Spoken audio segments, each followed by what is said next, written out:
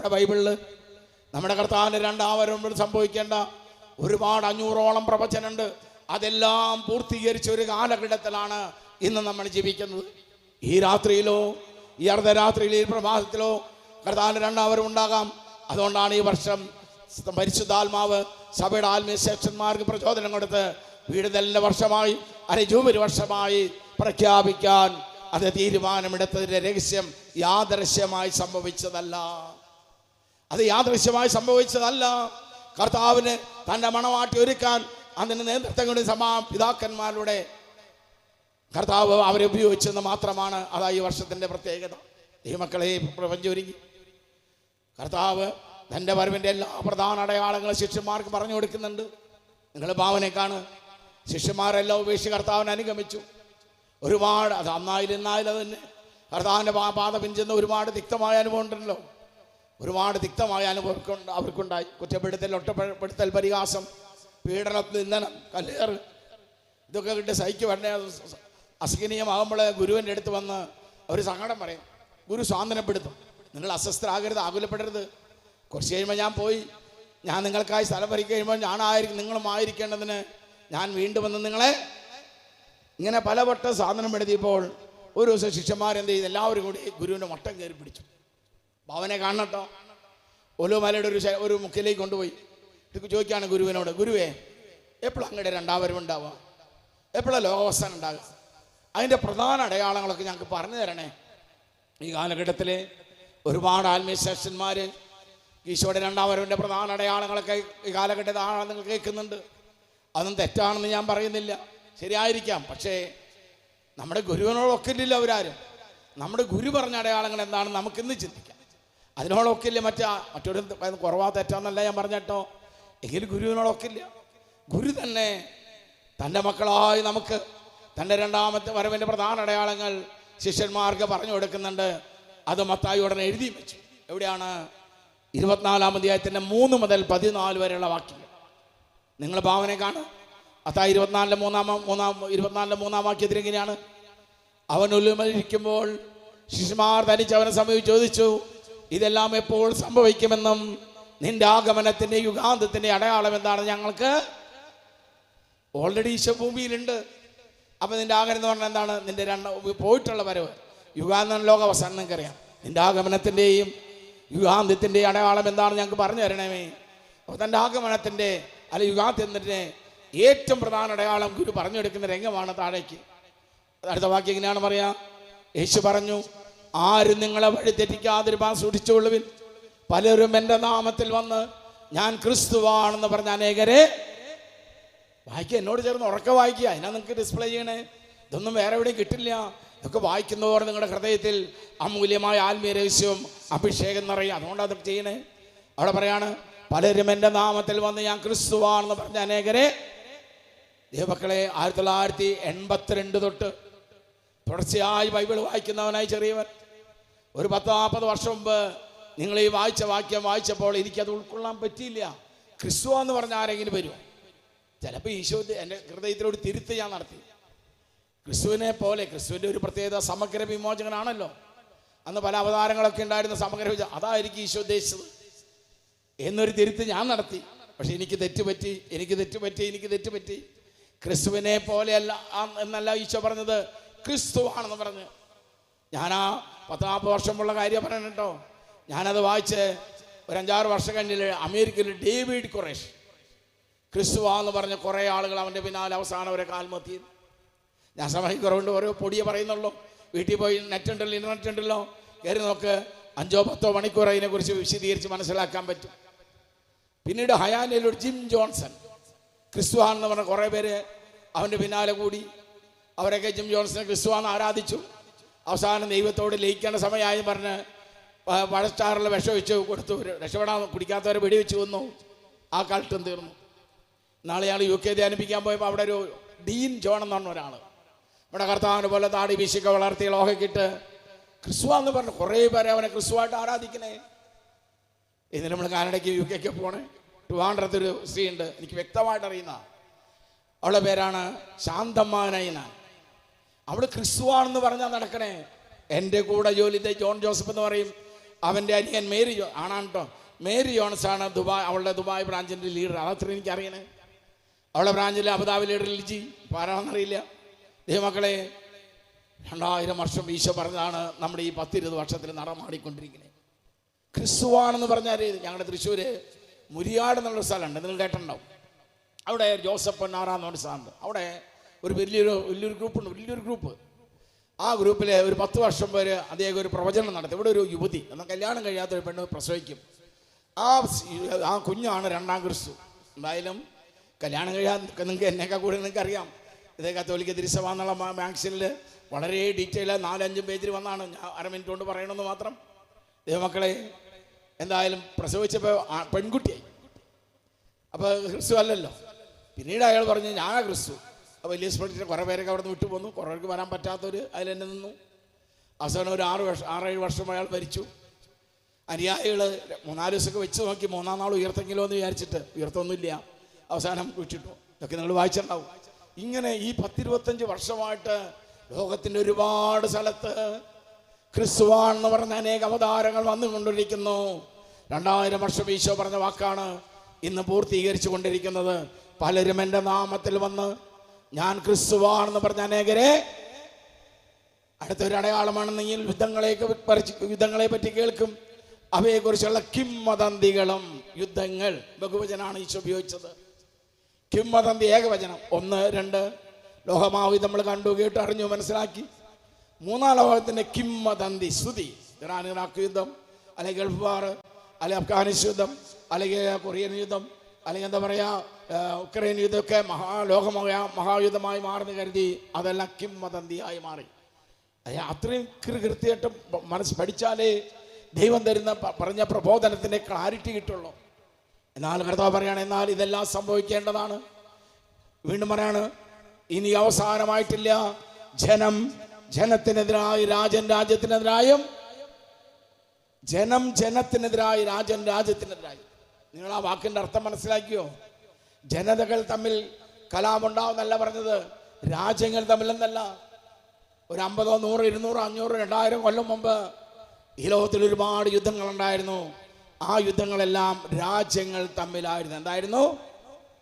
പക്ഷേ ഇപ്പോൾ ഈ 10, 40, 50 കൊല്ലമായിട്ട് 197 രാജ്യങ്ങളുള്ള ഈ ലോകത്തിൽ 165 രാജ്യത്തിൽ ഈ തിരുവെടുത്ത നടമാണ്. രാജ്യം രാജ്യത്തിനെതിരെ, ജനം ജനത്തിനെതിരെ. ഇന്ത്യയിലെ ബൂഡോ തീവ്രവാദികൾ, ആസാം തീവ്ര ഖാലിസ്ഥാൻവാദികൾ ആർക്കെതിരെ യുദ്ധം ചെയ്യണേ?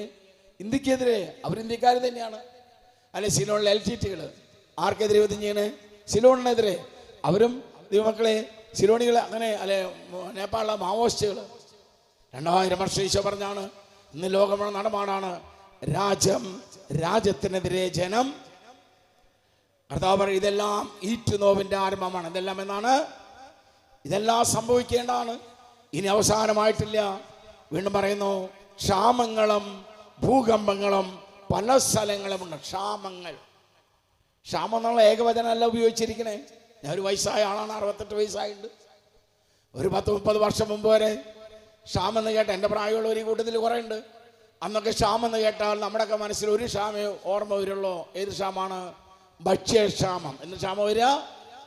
ക്ഷാമം എന്നുള്ള ഏകവചനം എല്ലാ കർത്താവ് ഉപയോഗിച്ച് ക്ഷാമങ്ങൾ ഈ 10-30 വർഷമായിട്ട് വിവിധതര ക്ഷാമങ്ങൾ.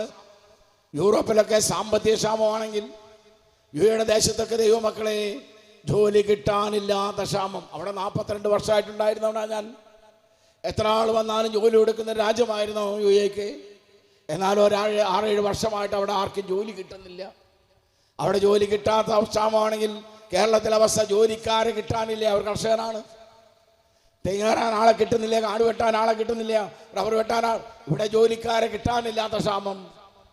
ഒരു നല്ല പെൺകുട്ടിയുള്ള മാതാപിതാക്കന്മാർ പറയും, ബ്രദറെ അവൾക്ക് 31 വയസ്സായി, 22ാമത്തെ വയസ്സിൽ ആലോചന തുടങ്ങിയതാ, ഒരു നല്ല ചെറുക്കനെ കിട്ടാൻ പ്രാർത്ഥിക്കുക. ആൺകുട്ടികളുടെ അപ്പനും വരും, ബ്രദറെ എൻ്റെ മോന് 36 വയസ്സായി, 27ാമത്തെ വയസ്സിൽ ആലോചന തുടങ്ങി, ഇതുവരെ കിട്ടിയില്ല. നമ്മുടെയൊക്കെ കാലം അങ്ങനെയായിരുന്നോ? നമ്മൾ ഈ കാലം കഴിഞ്ഞവരല്ലേ. കല്യാണ പ്രായമായി 2 3 കണ്ടു കെട്ടി 1 മാസം 1.5 മാസത്തിൻ്റെ കാലയളവ് നമുക്ക് വേണ്ടി വന്നുള്ളൂ. ദൈവമക്കളെ ഇന്ന് 2, 5, 8 വർഷങ്ങൾ കാത്തിരിക്കുന്നു. ക്ഷാമങ്ങൾ കർത്താവിന്റെ തിരുവെഴുത്ത് പൂർത്തീകരിച്ചുകൊണ്ടിരിക്കുന്ന ഒരു കാലഘട്ടമാണത്. വീണ്ടും പറയാണ് ഭൂകമ്പങ്ങൾ. ഭൂകമ്പങ്ങൾ ഈ ഭൂമിയുടെ അസ്തിത്വത്തെക്കുറിച്ച് ശാസ്ത്രം പറയുന്നത് 1400 കോടി വർഷം. 1400 അല്ലാട്ട് 1400 കോടി.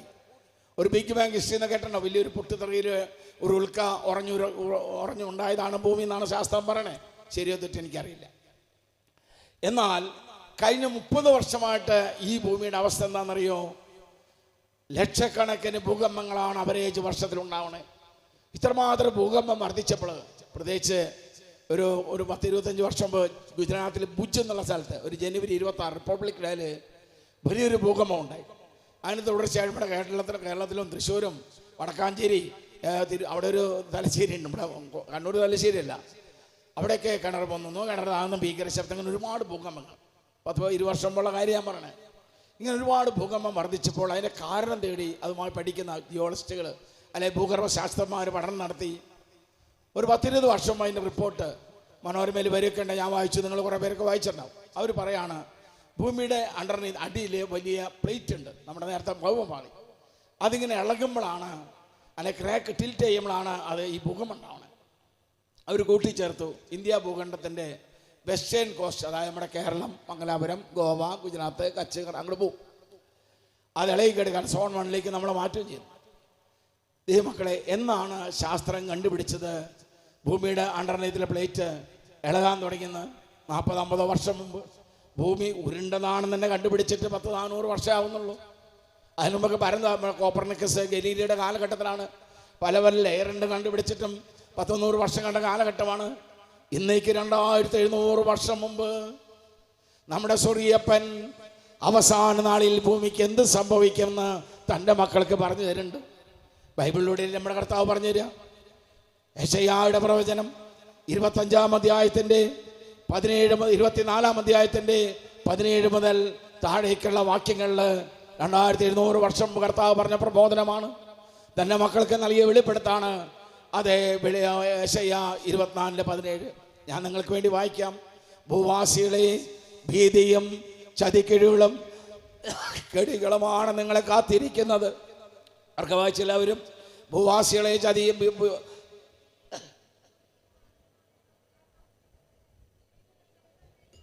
ഭീകര ശബ്ദം കേട്ട് ഓടിപ്പോകുന്നവർ. അതിപ്പോൾ നമുക്കറിയാം. ഒരു 20 കൊല്ലം മുമ്പ് എനിക്കറിയില്ലായിരുന്നു. ഇപ്പം ദൈവമക്കളെ, ശബ്ദം കേൾക്കും ഭൂകമ്പത്തിൻ്റെ ആരംഭത്തിൽ. അവിടെ ഭീകര ശബ്ദം. അപ്പോഴേക്കും നമ്മൾ മിറ്റത്തിറങ്ങി, മിറ്റം വിളർന്നുണ്ടാവും. അപ്പോൾ അവിടെ വീണോ? കുഴിയിൽ വീണു. ഇനി കുഴിയിൽ നിന്ന് കയറി നിൽക്കുക. അപ്പോൾ അടുത്ത പിള്ളി നമ്മുടെ തലയിൽ വീണ് വീഴുമ്പോൾ ചത്തും പോകും. ഭൂകമ്പമുണ്ടാകുമ്പോൾ കുഴിയിലിരിക്കുകയാണ് ഏറ്റവും സുരക്ഷ കേട്ടോ. നമുക്ക് വെപ്രാളല്ലേ, പിടച്ച് കയറും. എത്ര താത്വികമായിട്ടാണ് മനോഹരമായിട്ട് നമ്മുടെ അപ്പം നമ്മൾ പഠിപ്പിക്കണേ. ഭീകര ശബ്ദം കേട്ട് ഓടിപ്പോകുന്നവർ കുഴിയിൽ വീഴും, കുഴിയിൽ നിന്ന് കയറുന്നവൻ കെണിയിൽപ്പെടും. അടുത്ത ഭൂകമ്പത്തോട് ഉണ്ടാകുന്ന അടുത്ത പ്രതിഭാസമാണ് ആകാശജാലങ്ങൾ തുറക്കപ്പെട്ടിരിക്കുന്നു. നാച്ചുറൽ കലാമിറ്റികൾ. ഒറീസയിൽ ഈ ഭൂകമ്പമുണ്ടായ വർഷം ഉണ്ടല്ലോ, ഞാൻ അവിടെ പോയി. ആ വർഷത്തിലെ ഒരു CMI അച്ഛനും ഞാനാണ് അവിടെ 10-20 പള്ളികൾ ധ്യാനം, വലിയ നോയമ്പിലെ ധ്യാനം. ആ അവസരം കർത്താവ് ഞങ്ങൾക്ക് തന്നത്. ആ വർഷം അതിഭയങ്കരമായ ഭൂകമ്പമുണ്ടായ പിന്നത്തെ വർഷമായിരുന്നു. ഭയങ്കര തണുപ്പ്. പിന്നത്തെ വർഷം ഭയങ്കര ചൂട്. പിന്നത്തെ വർഷം ഭയങ്കര മഴ. അവിടെ ഒരു നദിയുണ്ട്, നർമ്മദാ നദി എന്ന് പറയും. വർഷത്തിലൊരു 10-15 ദിവസമൊക്കെയാണെന്ന് നിറഞ്ഞൊഴുകുക. പിറ്റത്തെ വർഷം കണ്ടതാണ് ഒരു 2 വർഷം, അതെ 2 മാസം നർമ്മദ കര കവിഞ്ഞൊഴുകി. ഭൂകമ്പത്തിൽ മരിച്ചേക്കാൾ കൂടുതൽ ആൾ വെള്ളപ്പൊക്കത്തിൽ. ഒന്നിന് പുറകൊന്നായി അതിന് ഈശോ ഉപയോഗിക്കുന്ന ഭാഷയാണ് ആകാശജാലങ്ങൾ തുറക്കപ്പെടുക. Same scenario ഒറീസയിലുണ്ടായി.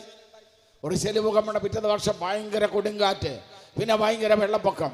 ഒന്നിന് പുറകൊന്നായ പ്രകൃതിക്ഷോഭം. അതാണ് കർത്താവ് പറഞ്ഞത്,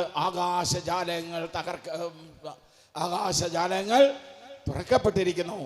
ഭൂമി, അതേ അടിസ്ഥാനങ്ങൾ, ഭൂമിയുടെ അടിസ്ഥാനങ്ങൾ എന്നാണ് ലോകത്തിൻ്റെ ജ്ഞാനി ഭൂമിയുടെ അടിസ്ഥാനം ഇറകൊള്ളാൻ തുടങ്ങിയെന്ന് കണ്ടുപിടിച്ചത് 10-40-50 വർഷം മുമ്പാണ്.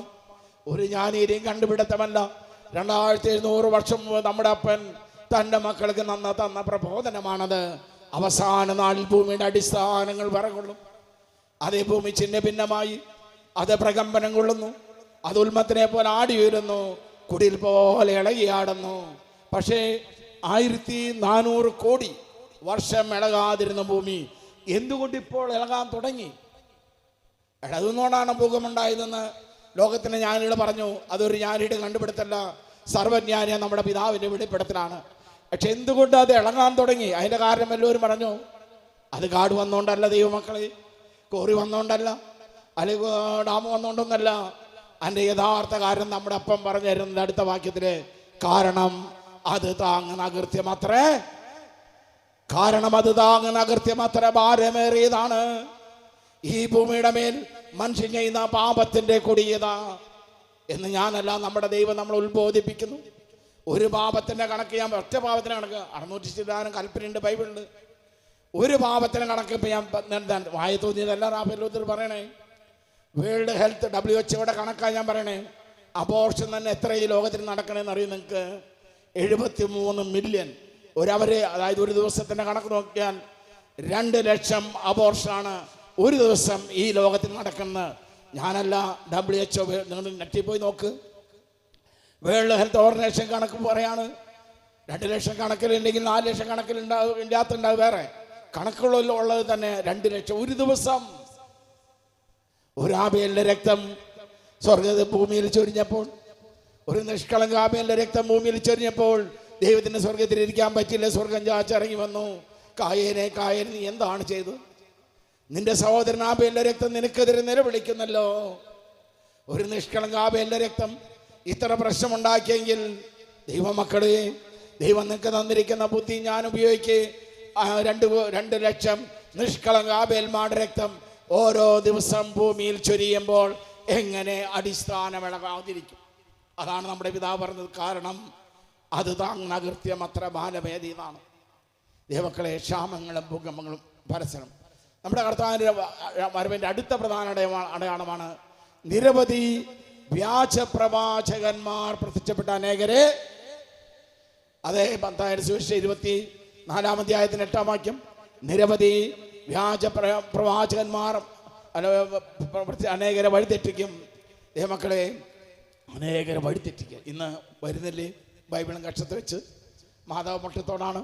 തിരുസഭ ശരിയല്ല, വിശ്വകുർബാന സ്നേഹവിരുന്നാണ്. കുർബാനയുടെ കുംസാരത്തിൻ്റെ ആവശ്യം നേരിട്ട് പറഞ്ഞാൽ മതി. ഇങ്ങനെ സത്യവിശ്വാസത്തിൽ നിന്നും സത്യസഭയിൽ നിന്ന് വ്യതിചലിപ്പിക്കാൻ വീടാന്തരം ഗ്രാമാന്തരം ബൈബിളുമായിട്ട് പലരും വരുമ്പോൾ അതെന്തിൻ്റെ അടയാളമാണെന്ന് 2000 വർഷം മുമ്പ് പരിശുദ്ധാത്മാവ് തൻ്റെ മക്കൾക്ക് പറഞ്ഞു തരുന്നുണ്ട്. എവിടെയാണ്? യോഹന്നാൻ്റെ 1-ാം ലേഖനം 2-ാം അധ്യായം 18 മുതൽ 25 വരെയുള്ള വാക്യങ്ങളിൽ. യോഹന്നാൻ 1-ാം ലേഖനം 2-ാം അധ്യായം 15 മുതൽ 28 വരെ വാക്യങ്ങളിൽ പറയുന്നു, കുഞ്ഞുങ്ങളെ, ഇത് അവസാന മണിക്കൂറാണ്. ചെറിയവരാ ഞാനല്ല, നമ്മുടെ കർത്താവാണ് പറഞ്ഞു തരുന്നത്. ഉണർന്നും ജീവിക്കാൻ ദൈവമക്കളെ, കുഞ്ഞുങ്ങളത് അവസാന മണിക്കൂറാണ്. അന്ത്യക്രിസ്തു വരുന്നു എന്ന് നിങ്ങൾ കേട്ടിട്ടുണ്ടല്ലോ. ഇപ്പോൾ തന്നെ അനേക വ്യാജ ക്രിസ്തുക്കൾ പ്രത്യക്ഷപ്പെട്ടിട്ടുണ്ട്. ഇത് അവസാന മണിക്കൂറാണെന്ന് അതിൽ നിന്നറിയാം എന്നാ പരിശുദ്ധാത്മ പറയണേ. അടുത്ത വാക്യം നിങ്ങൾ വായിച്ചേൻ, അവർ നമ്മുടെ കൂട്ടത്തിൽ നിന്നാണ് പുറത്തു പോയത്. ഇങ്ങനെ ബൈബിളും കക്ഷത്ത് വെച്ച് മാതാവ് മുട്ടത്തോടാണ് തിരുസഭ ശരിയില്ല എന്ന് പറഞ്ഞ് സത്യവിശ്വാസത്തിന് സത്യസഭയെ വ്യതിചലിപ്പിക്കാൻ പലരും നമ്മുടെ വീട്ടിലേക്ക് വരില്ലേ? അങ്ങനെ വരുമ്പോൾ ഇപ്പം ഈ വായിച്ച വാക്യം നിങ്ങളൊന്ന് പ്രായോഗികമാക്കണം. പ്രായോഗികമാക്കി എളുപ്പമാണ്, ഞാൻ പറഞ്ഞുതരാം. സഹോദരി ഇടുക്കി ഒരു ചായയൊക്കെ വേണമെങ്കിൽ കൊടുത്തോ. ഇത് വളരെ കൂളായിട്ട് നിങ്ങൾ ചോദിക്കണം, സഹോദരി നിങ്ങൾ മുമ്പ് ഏത് സഭയിലായിരുന്നു ചോദിച്ചാൽ കർത്താവ് പറഞ്ഞതിൻ്റെ ഉത്തരം കിട്ടും. 10 കൊല്ലം 20 കൊല്ലം അവരാരായിരുന്നു? കത്തോലിക്കര്. 2000 വർഷം ഈശോ പറഞ്ഞ കാര്യമാണ്. അവർ നമ്മുടെ കൂട്ടത്തിൽ നിന്നാണ് പുറത്തു പോയത്. അവരാരും നമുക്കുള്ളവരായിരുന്നില്ല. നമുക്കുള്ളവരായി നമ്മോട് നിൽക്കുമായിരുന്നു. പരിശുദ്ധനായവൻ നിങ്ങളെ അഭിഷേകം ചെയ്തിട്ടുണ്ടല്ലോ എന്ന് നിങ്ങൾക്കറിയാമല്ലോ. മാമോദീസ തൊട്ട് ഓരോ കുദാശയിലും പരിശുദ്ധാത്മാവിൻ്റെ അഭിഷേകം പ്രാപിച്ചവരാണ് ഓരോ കത്തോലിക്കരെന്ന് വിശുദ്ധ ബൈബിളിലൂടെ പരിശുദ്ധാൽ നമ്മളെ ഉത്ബോധിപ്പിക്കുകയാണ്. പരിശുദ്ധാനായവൻ നിങ്ങൾ അഭിഷേകം ചെയ്തിട്ടുണ്ടല്ലോ. നിങ്ങൾ സത്യമറിയായി കൊണ്ടല്ല, വ്യാജമായതൊന്നും. യോഹന്നാൻ്റെ 1-ാം ലേഖനം 2-ാം അധ്യായത്തിൻ്റെ 18 മുതൽ 25 വരെയുള്ള വാക്യങ്ങളാണ് നമ്മൾ വായിച്ചുകൊണ്ടിരിക്കണേ. നിങ്ങൾ സത്യമറിയായി കൊണ്ടല്ല, വ്യാജമായതും സത്യത്തിൻ്റെ അല്ലാത്തതുകൊണ്ടാണ് നിങ്ങൾക്ക് ഞാൻ എഴുതുന്നത്. അടുത്ത വേറൊരു ഗ്രൂപ്പിനെ കുറിച്ച് പറയുന്നുണ്ട്. യേശുവാണ് ക്രിസ്തു എന്നത് നിഷേധിക്കുന്നവനല്ലാതെ മറ്റാരാണ് കള്ളം പറയുന്നത്? യേശുവാണ് ക്രിസ്തു. യേശു ദൈവമല്ല, ഒരു പ്രവാചകനാണ്. മാതാവ് ഒരു ജാരസന്തതിയാണെന്നൊക്കെ ഈ കാലഘട്ടത്തിൽ വാട്സപ്പിലൂടെ കുറേ മെസ്സേജൊക്കെ നമ്മൾ കാണുന്നില്ലേ? അവരെ കുറിച്ച് കൂടെ പറയാണ്. എല്ലാത്തിനും 2000 വർഷം കർത്താവ് വെളിപ്പെടുത്തുന്നുണ്ട്. ആ വെളിപ്പെടുത്തിയൊക്കെ നമ്മുടെ ഈ കാലഘട്ടത്തിൽ നടമാടുന്നു. നമ്മുടെ ഈ കാലഘട്ടത്തിൽ വായിച്ചു നോക്ക്, യേശുവാണ് ക്രിസ്തു എന്നത് നിഷേധിക്കുന്നവനല്ലാതെ മറ്റാരാണ് കള്ളം പറയുന്നത്? പിതാവിനും പുത്രനും നിഷേധിക്കുന്നവനാണോ അവനാണ് അന്തി ക്രിസ്തു. They are controlling evil spirit according to Bible, according to our lord എന്ന് ബൈബിൾ പറയുന്നു. ദൈവമക്കളെ, വീണ്ടും കർത്താവ് നമ്മളെ പഠിപ്പിക്കുകയാണ്. അത് പിതാവിന് പുത്രനെ അവനാണ് അന്തി ക്രിസ്തു. പുത്രനെ നിഷേധിക്കുന്നവന് പിതാവില്ല. പുത്രനേറ്റ് പറയുന്നവന് അവർ പുത്രനെ അംഗീകരിക്കുന്നില്ല. പുത്രനെ അംഗീകരിക്കാത്തവന് ഒരിക്കലും പിതാവ് ഉണ്ടായിരിക്കില്ല എന്ന കർത്താവ് പറയണേ. പുത്രനേറ്റ് പറയുന്ന പിതാവിൻ്റെ ഉണ്ടായിരിക്കും. വീണ്ടും ഒരു ഉപദേശം തരാണ്. ആരംഭം മുതൽ ശ്രവിച്ചത് നിങ്ങളിൽ നിലനിൽക്കട്ടെ. ആരംഭം മുതൽ ശ്രവിച്ചത് നിങ്ങളിൽ. എവിടെയാണ് സഭയുടെ ആരംഭം? ദൈവമക്കളെ, ഞാൻ തന്നെ പറഞ്ഞുതരാം. മത്തായി 16:18 ഈശോ പത്രോസ്, നീ പാറയാകും, നിന്റെ പാറമേൽ എൻ്റെ പള്ളി പണിയും. പണിയിനൊന്നും കണ്ടില്ല കേട്ടോ.